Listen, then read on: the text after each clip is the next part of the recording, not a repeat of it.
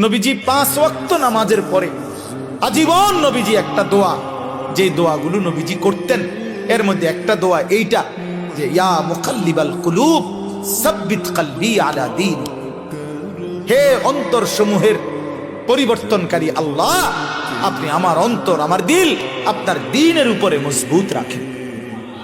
আল্লাহ, সুখে থাকি দুঃখে থাকি, আনন্দে থাকি বেদনায় থাকি, রাতে কিংবা দিনে, আলোতে কিংবা অন্ধকারে, একাকিতে কিংবা প্রকাশ্যে, হ্যাঁ, ঘরে কিংবা মাঠে, নিচে কিংবা উপরে, সর্বাবস্থায় যেন আপনার গোলামি করি, আপনার সেজদা করি, আপনাকে যেন না ভুলি।